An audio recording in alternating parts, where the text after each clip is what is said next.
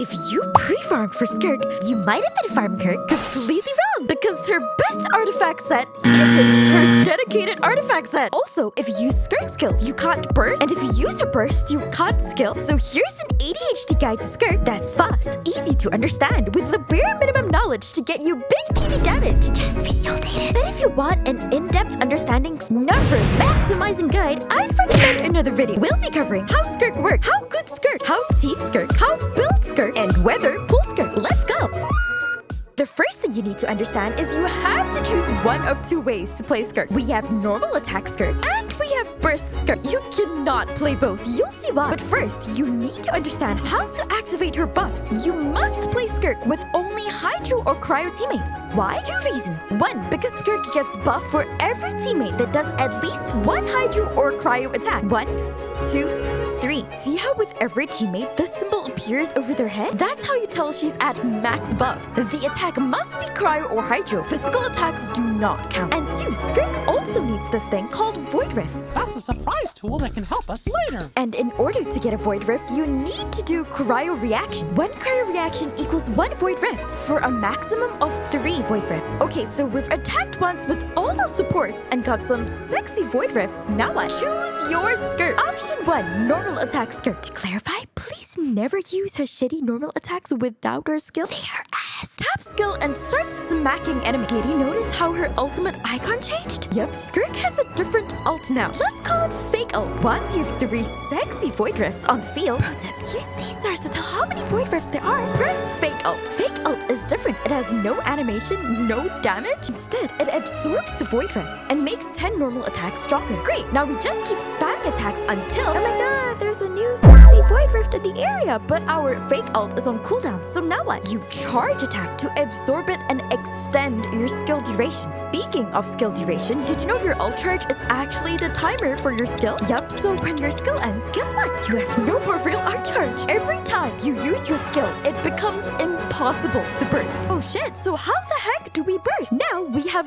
burst Skirk. Once again, make sure you have 3 sexy Void Rifts on the field. Now hold her skill to absorb the Void Rifts and charge her real ult. So long the charge is above 50%, you can real ult. Also, if you didn't know already, energy particles don't charge it at all. So yes, her hold skill is the only way to gain ult charge. Obviously, the more charged it is, the higher the damage. Okay, but now your skill's on cooldown. Yup, every time you charge your burst, you cannot use normal attack Skirk for 8 seconds, which means you need to choose. But which Skirk is better? Normal attack Skirk and burst Skirk are equally strong. Technically, normal attack does do more damage over a rotation, but it also takes much longer. So it's really up to how you want to play her. I personally prefer normal attack Skirk because burst Skirk needs another DPS to fill her downtime. But that's for later. But what if I told you there's 3 secret ways you can play both Skirks? 1, if you can somehow charge Skirk's burst without using her hold skill. Yup, in the Spiral Abyss, Skirk's burst already comes pre-charged. This means you can burst, tap skill, and do normal attack Skirk immediately. And for Chamber 2 and beyond, if you have time, instead of DPSing with Skirk, just hold her skill and charge her burst for the next chamber instead. 2, in the Overrun, every time you use her hold skill to move, her ult gets charged a little bit. This means you can passively build your burst over multiple skills. So by the time you reach an enemy, boom, burst ready. 3, adapting to your enemy. The shit you're fighting is low AF? Don't use normal attacks, just use a burst to finish it off faster. The shit you're fighting has long AF and vulnerable periods? Hold your skill while waiting to charge your burst ahead of time. So when it's finally vulnerable, burst and use normal attack.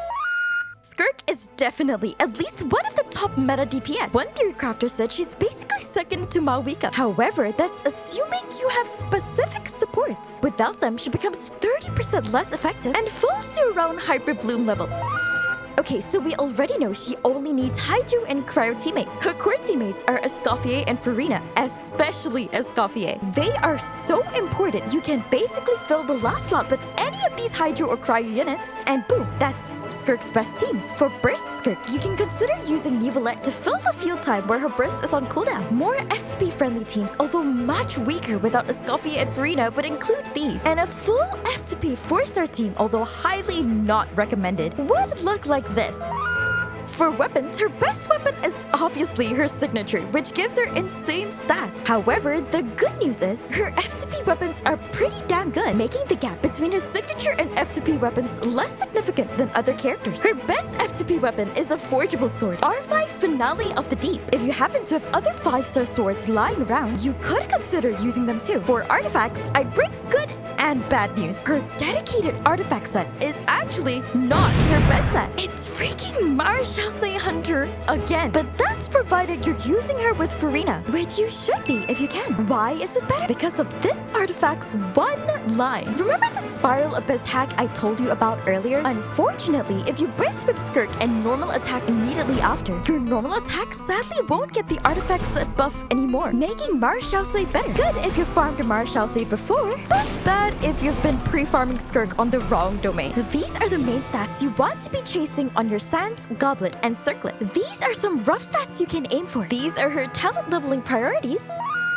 Finally, should you pull for Skirk's Constellation? Let's start by saying that getting Escoffier and Farina is more important than getting her Constellations. That doesn't mean her Constellations are bad, it's just that Farina and Escoffier also do tons of damage themselves. Anyway, her C1 is solid. Every time you absorb a Void Rift, you'll deal 500% of Skirk's attack, about a 25% increase over C0. Her C2 is decent as well, buffing both her normal attack and burst, especially her burst. C4 just gives her more attack. And her best constellation is obviously C6. But should you even pull Skirk herself? Let's check my shitty rubric. Strength. Skirk is really strong. However, she's not the most broken DPS in the game. There's plenty of other strong DPSs that can probably output similar levels of damage. So she gets a 2.5. Versatility. Skirk is not a versatile unit. Basically locked into freeze teams, giving her a 0.5 only because you can kinda play her with a bunch of different DPS. F2P